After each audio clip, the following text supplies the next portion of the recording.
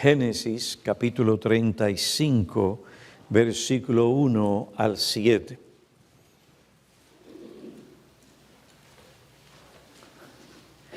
Entonces Dios dijo a Jacob: levántate, sube a Betel y habita allí, y haz allí un altar a Dios que se te apareció cuando huías de tu hermano Esaú. Entonces Jacob dijo a los de su casa y a todos los que estaban con él: quitad los dioses extranjeros que hay entre vosotros, purificaos y mudaos los vestidos, y levantémonos y subamos a Betel, y allí haré un altar a Dios, quien me respondió en el día de mi angustia, y que ha estado conmigo en el camino por donde he andado. Entregaron pues a Jacob todos los dioses extranjeros que tenían en su poder, y los pendientes que tenían en sus orejas, y Jacob los escondió debajo de la encina que había junto a Siquem. Al proseguir el viaje, hubo gran terror en las ciudades alrededor de ellos, y no persiguieron a los hijos de Jacob.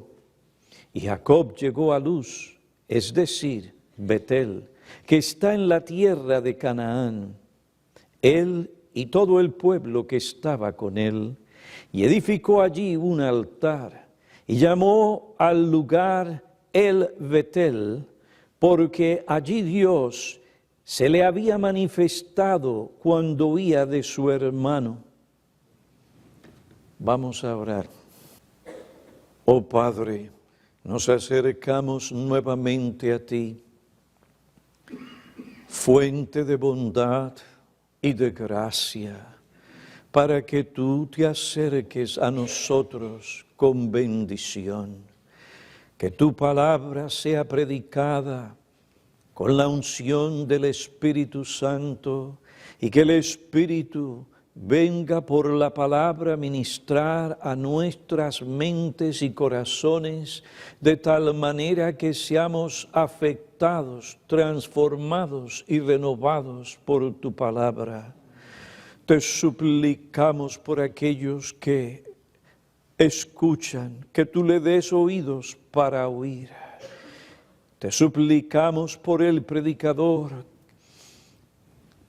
que tú lo capacites para que él hable palabras de sabiduría, que él exponga el texto y lo explique y lo aplique. Danos corazones para recibir esta palabra, y que venga a sanar a aquellos que están enfermos espiritualmente. Y ven a salvar a aquellos que no conocen el poder de tu gracia salvadora. Te pedimos estas cosas en el nombre de Cristo. Amén. El mandato de Dios a Jacob para ir a Betel y construir un altar a Dios, que se le había aparecido en su huida de Saúl, revela la gracia asombrosa y maravillosa de Dios, llamando a Jacob a una renovación espiritual. Siquem, donde Jacob se encontraba, era un lugar de retroceso espiritual en el que las influencias del mundo lo apartaron de Dios, lo desviaron de los caminos del Señor. Allí Jacob bebió del fruto amargo de su descuido, desvío y desobediencia. Siquem, como se observó, era el lugar de corazones quebrantados y vidas destruidas. Pero allí Dios llamó a Jacob a Betel, lugar de la presencia, de la manifestación especial de la presencia de Dios, en el lugar que él había escogido para derramar sus ricas y abundantes bendiciones. Nosotros, los hijos de Dios, necesitamos un capítulo como este. Cito, lo necesitamos porque la triste verdad es que muchos del pueblo de Dios viven hoy en Siquén. Están lejos del Señor, pero aún así el Señor se niega a abandonarlos. Él vuelve a llamarlos a Betel. La pregunta crucial para todos los creyentes que se han alejado del Señor es, ¿cómo podemos volver a Betel? En otras palabras, ¿cómo podemos recuperar el vigor espiritual que hemos perdido? ¿Cómo podemos gozar nuevamente de la comunión dulce, creciente, vigorosa, renovadora y transformadora que antes teníamos con Dios? Este pasaje bíblico da la respuesta a esta pregunta. Y lo primero que tenemos que hacer para recuperar el vigor espiritual es recordar. Tenemos deliberadamente que recordar nuestra salvación. Esto parece muy simple, pero hermano, por más simple que te parezca, es necesario e indispensable para que aquel que se ha desviado de Dios, que se encuentra sufriendo, está espiritualmente débil, vuelva a obtener el vigor y la fuerza espiritual que necesita para servir plenamente al Señor. Debido a la ausencia o a la falta de este vigor o de esta fuerza, el alma no busca y sigue plenamente al Señor. Sin esta fuerza, el alma no puede resistir la tentación, el mundo y al diablo. El desvío del creyente del Señor se debe a su debilidad espiritual. ¿Cómo puede él obtener nuevamente el vigor espiritual, ese celo por Dios, por la verdad divina, por la gloria de Dios que antes tenía? Él tiene que recordar deliberadamente su salvación. Tenemos que hacer un esfuerzo deliberado que voluntaria e intencionalmente trae a la memoria lo que Dios hizo en nuestras vidas cuando nos salvó.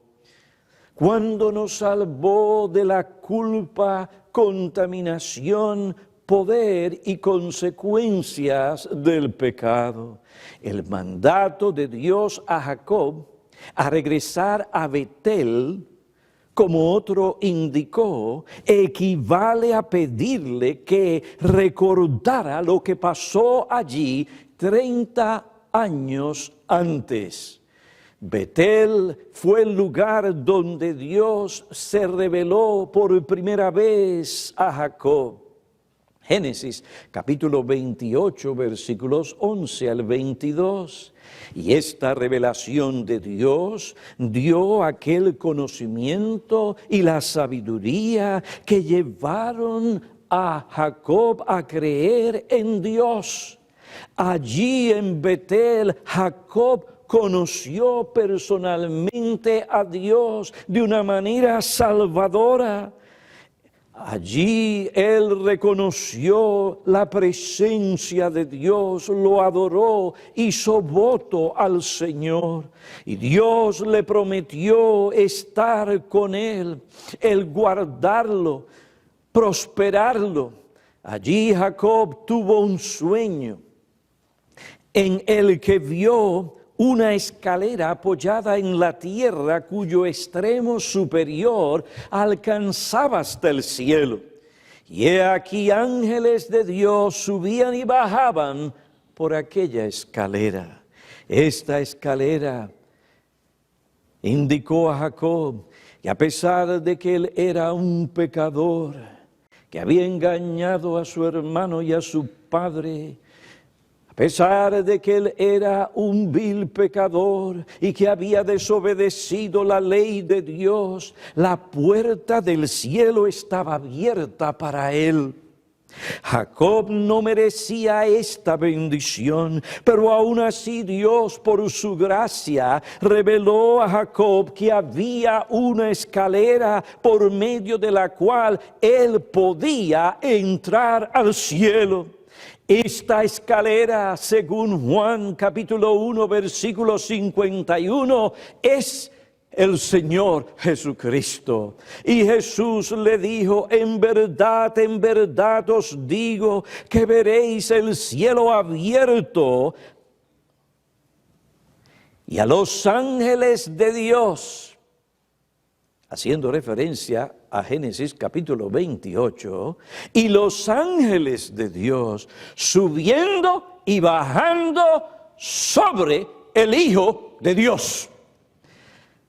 Jesucristo es el único camino por el cual los pecadores pueden entrar al cielo. No hay otro camino a Dios. Él es el único camino. Sin Él no hay salvación.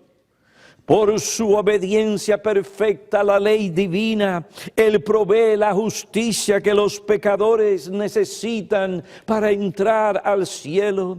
Por su muerte en la cruz, Él recibió el castigo que el pecador merece. Y sobre estas cosas que el Señor Jesucristo hizo, es que Dios perdona, salva, restaura al pecador.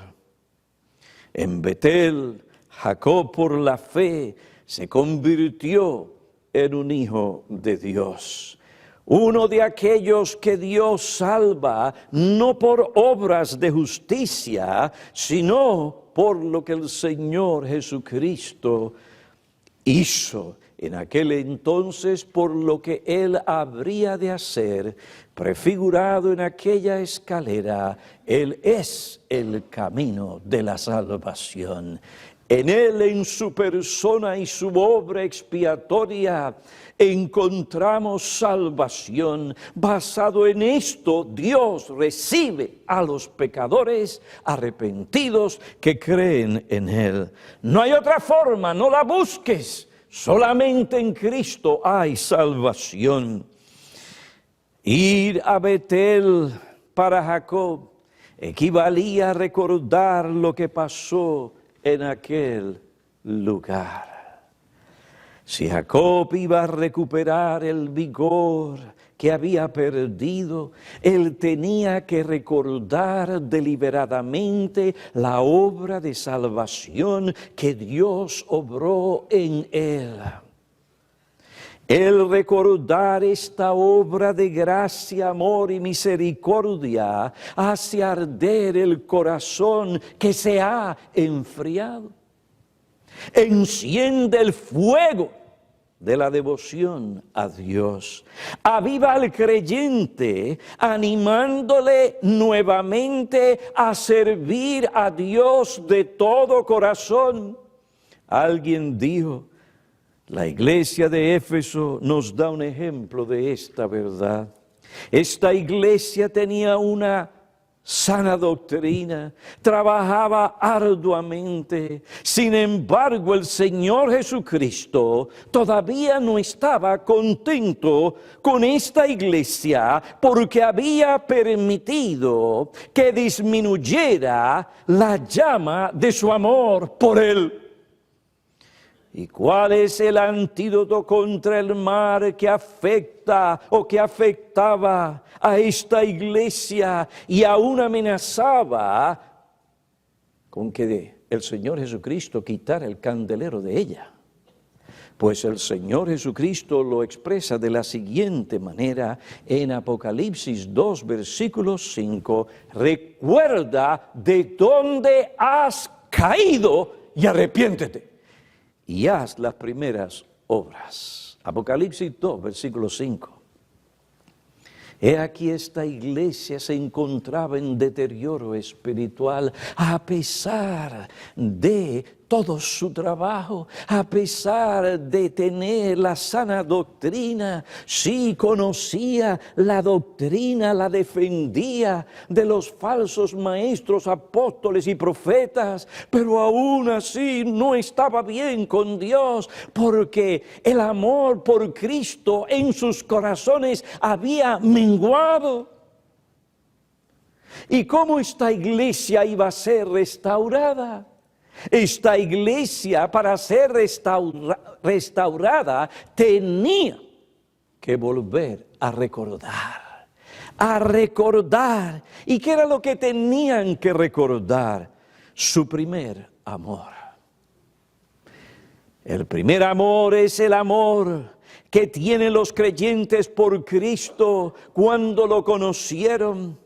¿Te acuerdas cómo te sorprendió que el Señor Jesucristo hubiera salvado a un ser vil e indigno como tú? Recuerda como alguien dijo, el alivio profundo que sentiste cuando Jesús te libró de la condenación eterna y te perdonó tus pecados. ¿Te acuerdas que estabas sorprendido por haber sido adoptado en la familia de Dios? Con derecho a todos los privilegios de hijo de un hijo de Dios. La presencia especial del Espíritu de Dios morando en ti. Todas aquellas cosas que Dios da a sus hijos como protección, provisión, bendición, el oír sus oraciones. Todos estos privilegios y aún más el gran privilegio de poder, por la oración mediante Cristo, llegar a ese lugar que tanto necesitamos llegar, es el trono de la gracia de Dios para recibir auxilio, ayuda y socorro. Y qué grandes privilegios nos dio la adopción. Tenemos el Espíritu Santo por el cual clamamos, Abba, Abba Padre. Qué gran privilegio. ¿Te acuerdas que recibiste vida eterna? Sí, eso mismo, vida eterna. En aquel momento no había nada que no estuvieras dispuesto a hacer por tu Salvador. Pensabas que ninguna cosa podría afectar tu amor por Cristo. Sin embargo, cada hijo de Dios tiene que admitir tristemente que en un momento u otro su amor por Cristo se ha debilitado.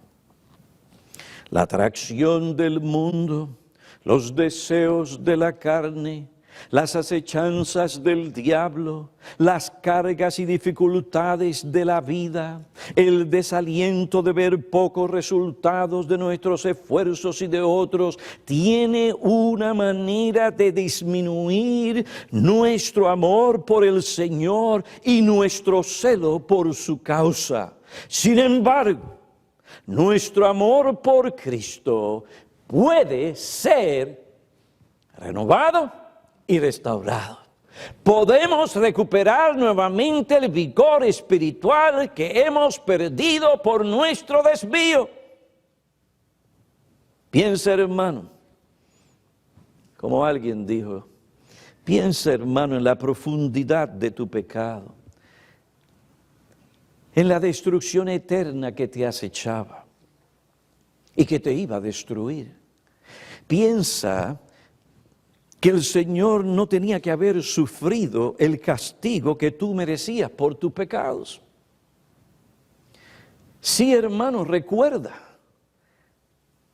Y al recordar estas cosas, encontrarás que tu corazón nuevamente se sentirá atraído hacia Cristo.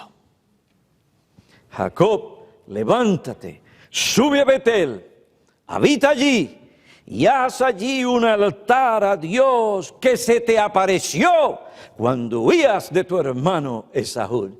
Recuerda aquel momento donde Dios se reveló como el Dios de Abraham, de Isaac, el Dios del pacto, aquel que se comprometió a estar contigo, aquel que se comprometió a cuidarte, a protegerte, a llevarte y a traerte y a prosperarte y aún más mostrar su gracia de manera salvadora. Recuerda aquel momento, recuerda que tú no merecías nada de esto, creyente. Recuérdate cuando estabas perdido en tu miseria, en tu pecado.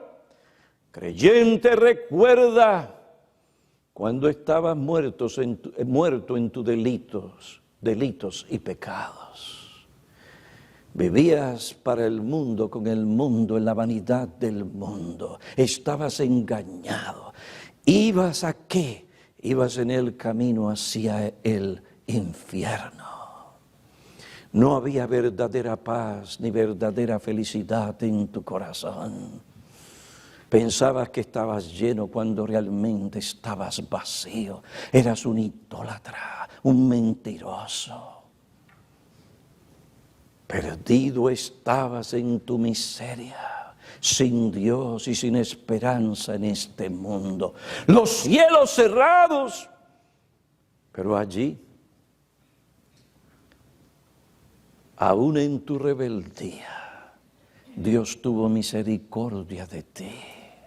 ¿Te acuerdas que te encontrabas en tu inmoralidad y tu pecado? Y habías gustado del fruto amargo del pecado. Allí, Dios en gracia, por medio de la palabra del Evangelio, te presentó a Cristo. Te llevó a Él, viste la gloria del Señor Jesucristo. Y al verlo a Él en su gloria, como el Salvador, Emmanuel, Dios con nosotros, Cristo, sí, ese es su título oficial. Él es el sacerdote que vino a presentar una ofrenda perfecta para que Dios pudiera perdonar a los pecadores. Él, como el Cristo oficialmente, es el profeta que revela la condición perdida de los hombres, revela el plan de Dios para salvar a los hombres. Él es el Rey que viene a introducir poderosamente su reino en el corazón de los hombres, aquel que viene a ser el Señor de nuestras vidas. Recuerda, hermano, y Dios vino a ti por medio de esa revelación y cautivó tu corazón y te dio esperanza y te dijo: por más feo, horrible, escandaloso que sea tu pecado, será borrado y serás limpio. Tendrás una buena conciencia y el pecado no se enseñoreará más de ti como antes. Serás libre para servir al Señor. Recuerda, uno ve al mundo, ve a las personas en el mundo, cómo se expresan, qué dicen, cuáles son sus preocupaciones, qué vacíos están, aún en medio de tanta fiesta, prosperidad y todo lo demás, no tienen realmente esperanza. Viven en la vanidad y en la mentira. Y miramos: Señor, es que tú me has salvado. Gracias por abrir mis ojos para ver tu hermosura y tu gloria, para ver tu ley y entenderla, y que esa ley por medio de tu Espíritu vino a mí, me convenció de pecado y me mostró mi culpa y me mostró dónde realmente estaba y lo que vendría sobre mí, pero tú tuviste compasión de mí, me salvaste. Señor, gracias por tal cosa. Hermano, sal de Siquén y vete a Betel. Recuerda. Tal recuerdo avivará el fuego de tu amor por el Señor Jesucristo. Oh creyente, recuerda de dónde has caído y arrepiéntete y haz las obras que hiciste al principio. ¿Cómo pueden los hijos de Dios recuperar su vigor espiritual? Tenemos que recordar deliberadamente nuestra salvación. En segundo lugar, tenemos que purificar nuestras vidas. Tenemos que purificar nuestras vidas. La recuperación del vigor espiritual requiere una purificación espiritual. ¿Que comienza con qué? Comienza con la destrucción o eliminación de los ídolos. El mandato de Dios a Jacob para ir a Betel lo motivó a realizar lo que este hombre había descuidado. Olvidó poner fuera de su casa a los ídolos. Versículo 2 del capítulo 35 dice: entonces Jacob dijo a los de su casa y a todos los que estaban con él: quitad los dioses extranjeros que hay entre vosotros. Este mandamiento nos deja ver la condición espiritual en la que se encontraba anteriormente Jacob y en la que se encontraba su familia. Jacob era culpable de permitir que los miembros de su familia tuvieran ídolos. En el sentido estricto, ¿qué es esto de ídolos?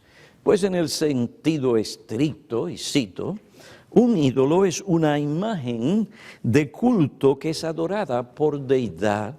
En un sentido más amplio, es una imagen física o mental a la que alguien adora y rinde culto. Puede ser una persona por la que se siente una admiración desproporcionada. Un ídolo es algo más importante que Dios. Es cualquier cosa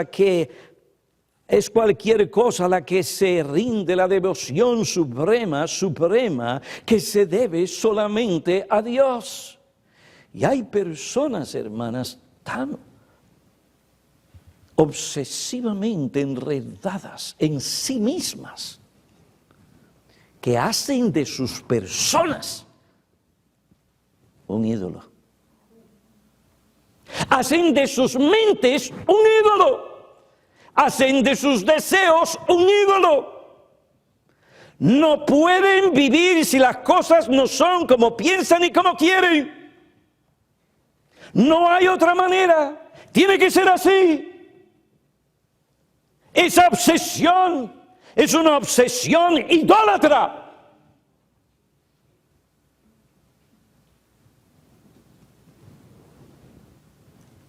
Y nosotros podemos hacer de muchas cosas un ídolo.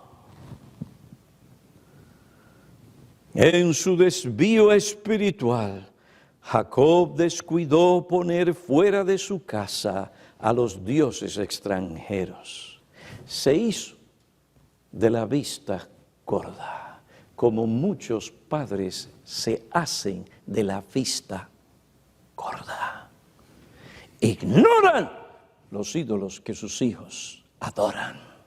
Les permiten vivir adorando a tales imágenes o ídolos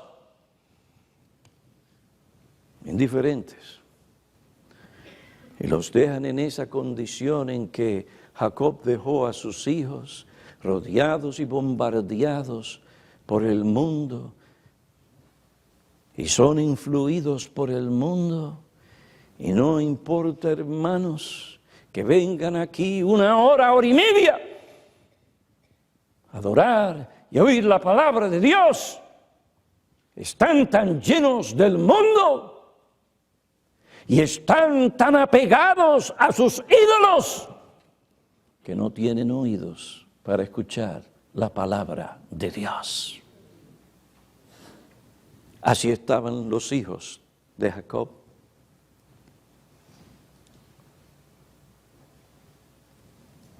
Queridos hermanos, si queremos recuperar el vigor espiritual, tenemos que quitar de nuestras mentes, corazones y delante de nosotros físicamente, si es así, nuestros ídolos. Lamentablemente, en Siquem, Jacob había olvidado esto. Aunque supuestamente esta debía ser una familia creyente que rindiera culto solamente a Dios, tenía ídolos, adoraba a dioses extranjeros. Aunque nosotros no tenemos imágenes, como la familia de Jacob, tenemos nuestros ídolos. Cualquier cosa en nuestra vida o en nuestro corazón a lo que nosotros demos lealtad y devoción, la lealtad y devoción que pertenece a Dios es un ídolo. Si nosotros no cuidamos nuestro corazón, fácilmente el dinero, el placer, el trabajo, los deportes, las amistades, la diversión, el pasatiempo pueden convertirse en ídolos. El apóstol Juan le dijo a los creyentes: hijos, guardaos de los ídolos. Juan insta, como dice este comentarista, a los creyentes a abstenerse de toda forma de adoración que los aleje de Cristo, que les lleve a dar la lealtad y devoción suprema que el alma debe rendir al Señor. Jacob sabía que no podía recuperar su vigor espiritual, ni ser espiritualmente restaurado y renovado, si no eliminaba de su corazón los ídolos de su hogar. Aunque él personalmente no adoró imágenes ni dioses extranjeros, él se desvió. Y en su desvío, él dio a los negocios, al trabajo, a sus riquezas, la devoción que pertenecía solamente a Dios. Yo estoy supuesto a estar en Betel, pero yo quiero estar en Siquem, porque me siento mejor en Siquem. Me siento cómodo en Siquem. Esto es donde yo quiero estar. Hermanos, eso refleja la idolatría de este hombre. No era allí que Dios quería que este hombre estuviera. Si él iba a recuperar su vigor espiritual, él tenía que quitar los ídolos de su corazón y de su hogar. Y esto se aplica también a nosotros. Salmo 24, versículo 3 al 6 dice: ¿quién subirá al monte de Sión? ¿Y quién podrá estar en su lugar santo? El de manos limpias y corazón puro, el que no ha alzado su alma, ¿a qué? A la falsedad, es decir, a cosas vanas. Esto incluye los ídolos. Jacob dijo a su familia: quitad los dioses extranjeros que hay entre vosotros. Versículo 5, ellos entregaron pues a Jacob todos los dioses extranjeros que tenían en su poder y los pendientes que tenían en sus orejas. Estos pendientes estaban asociados a la idolatría o con la idolatría de las naciones que le rodeaban. Jacob tomó estas cosas y ¿qué hizo? El texto dice, y las escondió. Literalmente dice, las enterró. Ahora, la purificación también incluía el lavamiento del cuerpo. El lavamiento del cuerpo como una señal de la purificación del corazón, de la suciedad de la idolatría. El ponerse ropas limpias era un símbolo de santificación y elevación del corazón a Dios. Josué capítulo 24, versículo 23, Éxodo capítulo 19, versículo 10 y 14, donde habla de la manera en que el pueblo tenía que presentarse a Dios. Jacob dijo a su casa: purificaos y mudaos los vestidos. Y queridos hermanos, la Biblia no es indiferente a la vestimenta o la ropa que usamos para presentarnos oficialmente como pueblo de Dios. Dios no es indiferente a la condición interna de nuestro corazón. Esto es lo más importante.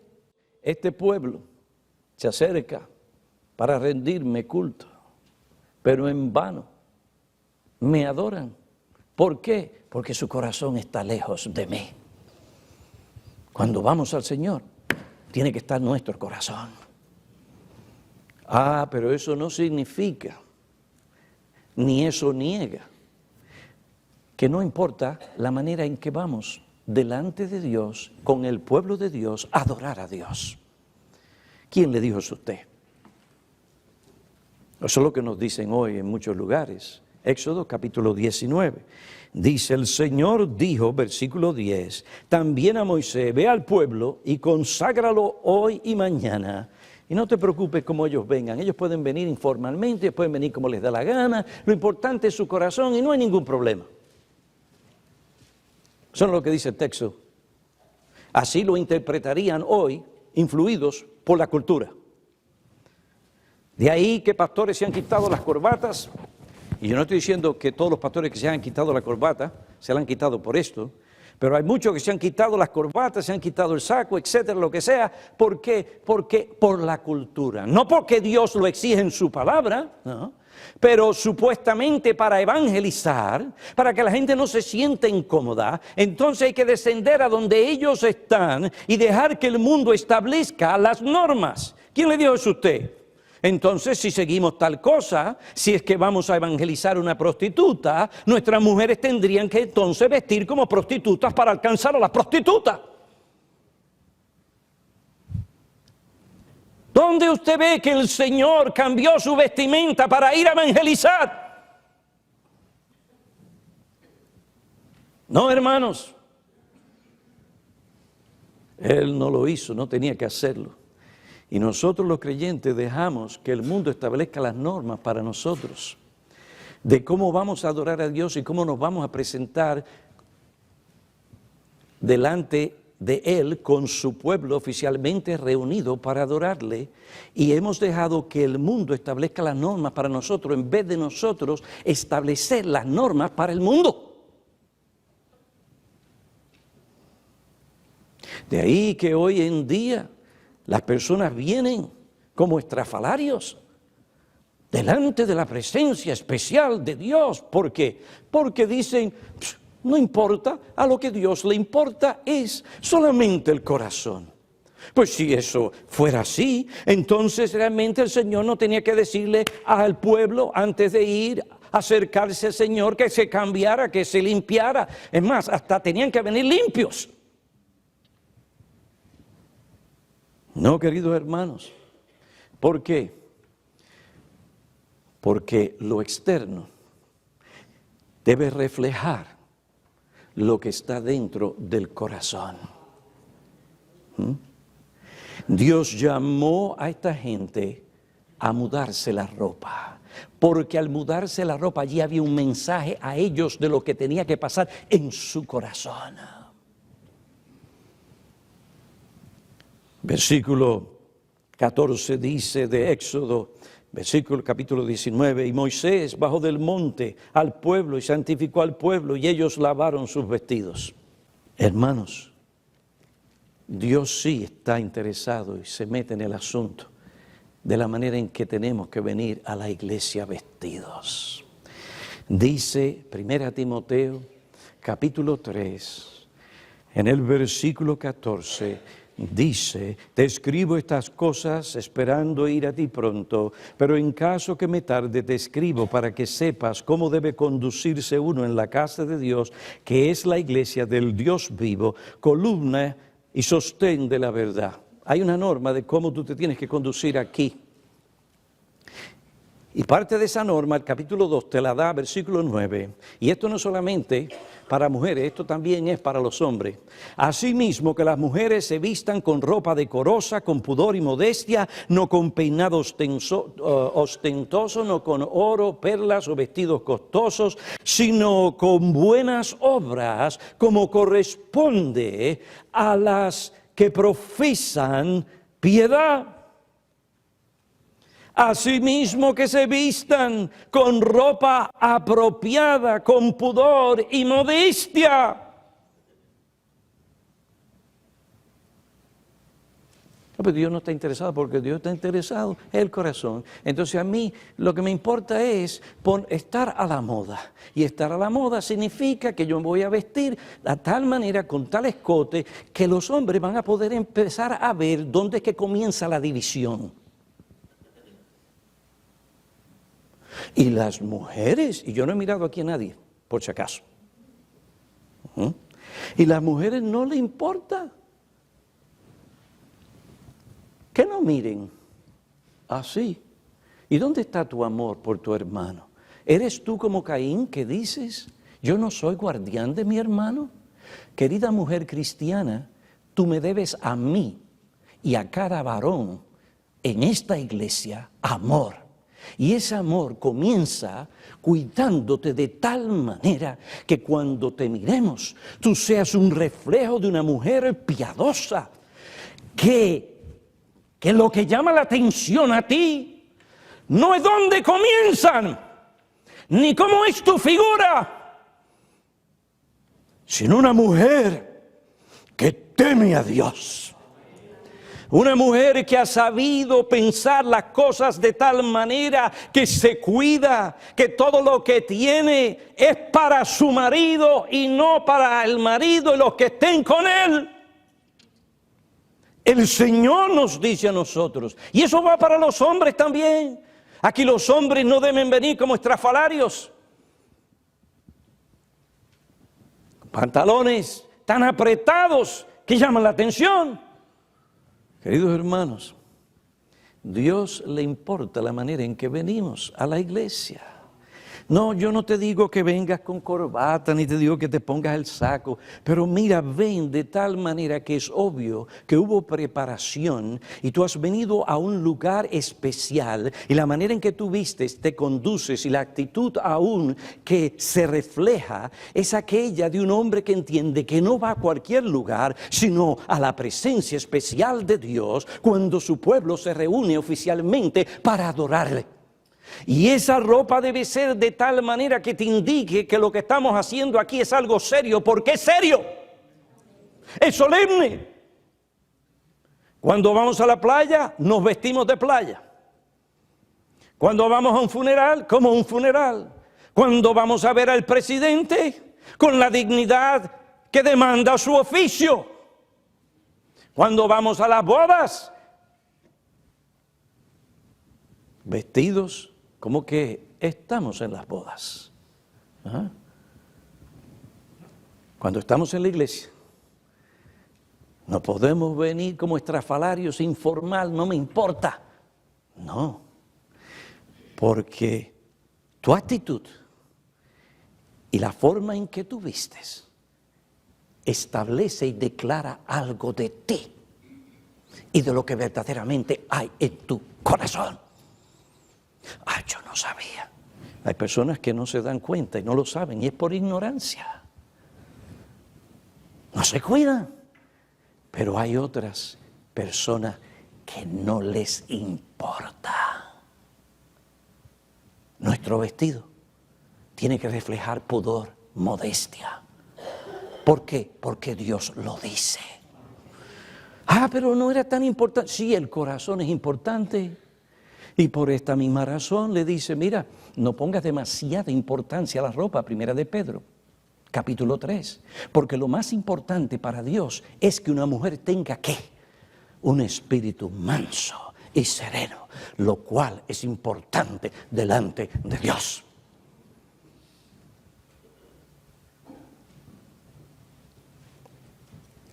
Por otra parte, el Nuevo Testamento manda a aquellos que están unidos a Cristo a despojarse del viejo hombre y vestirse del nuevo hombre. Efesios capítulo 4, versículo 22. Efesios 4, 22.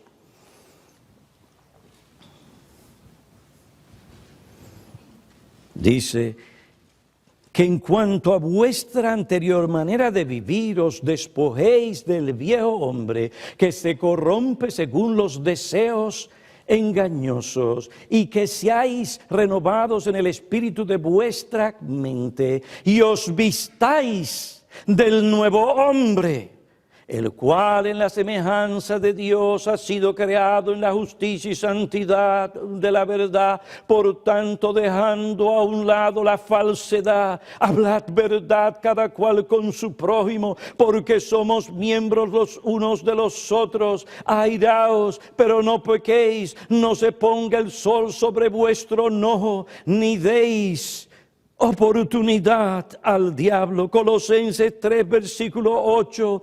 Pero ahora desead también vosotros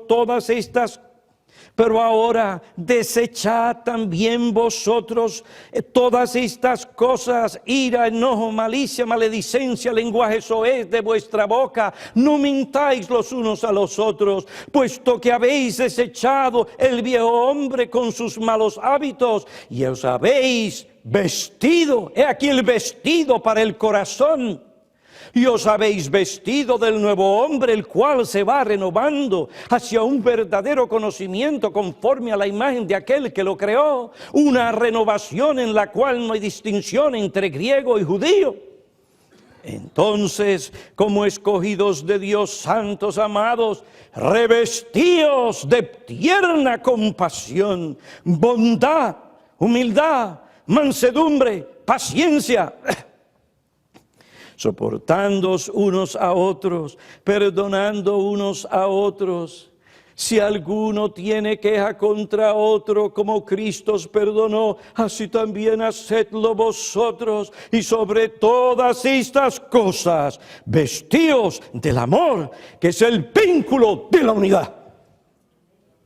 Ahora, es muy importante estas cosas. Tenemos que vestirnos de algo como creyentes, del nuevo hombre. Eso es vestirnos de amor. El amor que Pablo describe en 1 Corintios capítulo 13. El amor que piensa bien, el amor que no hace una lista. Mire, esto es lo que hizo este hermano, y ahí va, una. Mira lo que hizo. Otra cosa, mira lo que hizo otra vez. Bueno, mira lo que hizo otra vez.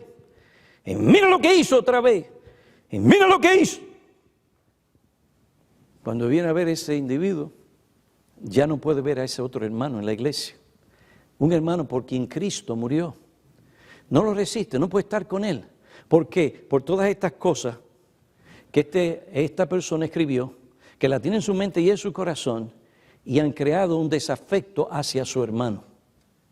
Hermanos, Dios nos dice que hay cosas que tenemos que cubrir con un manto de amor.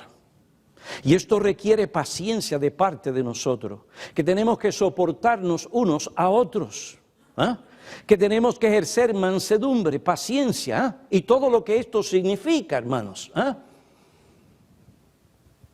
Pero si nosotros no cubrimos con un manto de amor estas cosas, de manera que están en Cristo y no nos molestan y no nos esto ni lo otro, entonces va a crecer en nosotros desafecto. Y lo vamos a justificar diciendo: esto está mal y esto está mal. Y muchas de esas cosas están mal. Pero hay ciertas cosas que nosotros tenemos que aprender a cubrir con un manto de amor. Especialmente cuando no se tratan de pecados escandalosos y graves. Tenemos que vestirnos bien en el corazón. Tenemos que vestir bien al corazón y tenemos que vestir bien exteriormente. Y no podemos nosotros olvidarnos de estas cosas, porque si no, no habrá verdadera unidad en esta iglesia. No hay iglesia perfecta. No, pastor, ¿tú la conoces? Sí, pues donde quiera que tú vayas, al momento en que tú vayas, si era perfecta, dejó de ser perfecta, porque tú eres un ser imperfecto. Queridos hermanos, hace muchos años atrás, Dios me trajo a las doctrinas de la gracia y a la reforma por su gracia y misericordia. Y ciertamente que mis ojos fueron abiertos y vi la soberanía de Dios y muchas otras cosas tan importantes. Y me di cuenta que la predicación, la enseñanza era lo que había que predicar y lo que había que enseñar. Sí, a la iglesia, era la verdad. Y Dios tomó eso y lo puso en mi corazón y por la gracia de Dios abrió puertas en diferentes partes del mundo y allí llevamos esa reforma. Pero muchas veces creemos que porque hemos llegado a la verdad y que una iglesia ha llegado a la verdad, que ya no va a haber problemas de pecado en la iglesia. Y pretendemos que la iglesia sea el cielo, cuando el cielo está en el cielo y no, hermanos, es la iglesia de Cristo militante en este lugar.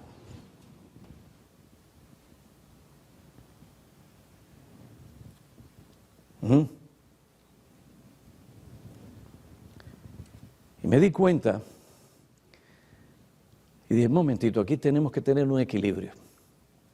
Que aunque tenemos la verdad, eso no significa que nuestra iglesia va a ser la iglesia perfecta y la iglesia más madura del mundo. Puede llegar a ser, por la gracia de Dios, una iglesia bien madura, pero aún en las iglesias más maduras vamos a tener que tratar con el pecado, con debilidades y muchas otras cosas. Yo pensaba, aquí está el antídoto para todos los problemas. Y sí, pero eso no quiere decir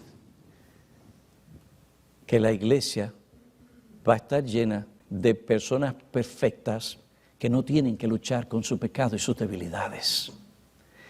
Y queridos hermanos, nosotros como iglesia vamos a tener que encarar ciertos asuntos en la congregación con firmeza, con amor, con la palabra de Dios, pero hay que hacerlo. Y cuando toquemos por aquí, toquemos por allá y toquemos por aquí, ¿qué es lo que está pasando en esta iglesia? Es una iglesia. Y no es que no sucedan cosas en una iglesia. Lo que determina si una iglesia es madura o inmadura. Cuando hay pecado, hermanos, hay pecado y hay que tratar con el pecado. Y Cristo nos enseñó cómo tratar con el pecado. Cuando hay alguien con un corazón endurecido, que no quiere ver ni arrepentirse de sus pecados. Y nosotros vamos a tener que tratar con varios, no uno, varios problemas de disciplina en nuestra iglesia.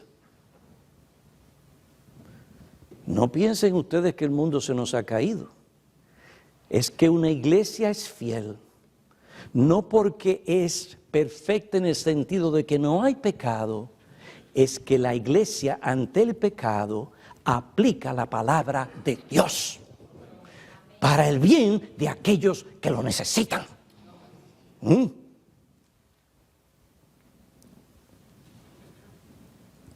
Me di cuenta que tenía que tener una perspectiva equilibrada, que aún las iglesias apostólicas establecidas por apóstol, con la enseñanza bíblica, es decir, reformada, tenían muchísimos problemas. Pero ¿qué hizo Pablo? Escribió sus epístolas. Y aquel pueblo de Dios escuchó y aplicó. Es una iglesia madura. Tenemos que vestirnos con la vestidura que Cristo nos da. Y parte de esa vestidura es la vestidura del amor. que todo lo sufre, todo lo cree y que tiene esperanza. Oh, que el Señor nos ayude a vestirnos como Él quiere que nosotros nos vistamos. ¿Cómo puede el creyente recuperar el vigor espiritual que ha perdido por su desvío? Tiene que recordar deliberadamente su salvación, tiene que purificar su vida quitando ídolos y lavando su corazón mediante la confesión de pecado y el arrepentimiento. Y hermanos, el tiempo se ha ido y aunque tengo 2 puntos más, no los voy a dar.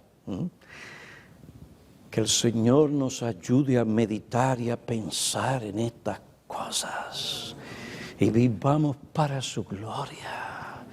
Hermanos, recordemos para que esto venga a avivar nuestros corazones, para servir al Señor con mayor celo por Él. Y por otra parte, hermanos, quitemos los ídolos de nuestros corazones y de nuestras vidas. Y habrá un pueblo celoso de buenas obras, listo a evangelizar a las almas que perecen, listo a tratar con asuntos de disciplina en la iglesia cuando la disciplina es necesaria. Y hacerlo todo con amor, para el bien del alma y también para la gloria de Dios. Esa iglesia será bendecida por Dios. Mi amigo, nosotros aquí en la iglesia no tomamos el pecado livianamente, porque Dios no toma el pecado livianamente. El pecado es algo que ofende a Dios. El pecado es algo que Dios no tolera. El pecado trae el castigo divino que es el infierno. Cuando la iglesia actúa de la manera en que actúa porque Dios le dice en su palabra que tiene que hacerlo así, sea esto un testimonio a ti de que Dios está presente en esta iglesia. Cuando la iglesia ve el pecado por lo que es y trata bíblicamente con el pecado, Cristo está en medio de esa iglesia. No es que la iglesia se está deteriorando, o no es que la iglesia esté en deterioro, al contrario, en la aplicación fiel de la palabra de Cristo está la presencia del Señor Jesucristo. Mi amigo, toma el pecado en serio, porque la iglesia, por lo menos esta, lo toma en serio. Y más, Dios toma tu pecado en serio. Y si tú no te arrepientes de tu pecado, Dios te enviará al infierno, sí, al infierno, un lugar de tormentos eternos para siempre. El Dios que hizo los cielos y la tierra de la nada, el Dios que con su poder y omnipotencia sostiene todas las cosas, es el mismo Dios que en santidad y justicia ha preparado un infierno para aquellos que se rebelan contra Dios. Y no hay forma de escapar de ese infierno, si no es por medio del Señor Jesucristo. Ve y corre a Él. Él te salvará. Oremos.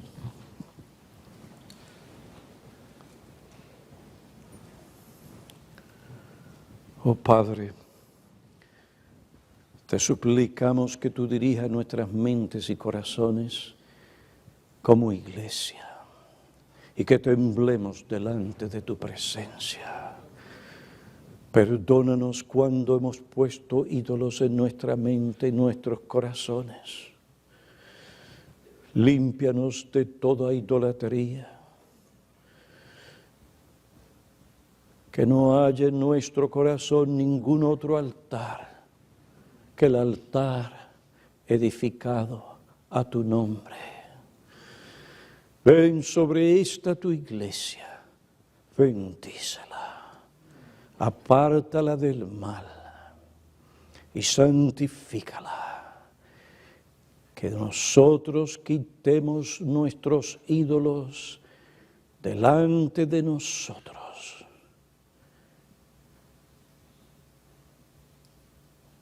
Y por amor a ti, los hagamos pedazos. Te pedimos esto en Cristo. Amén.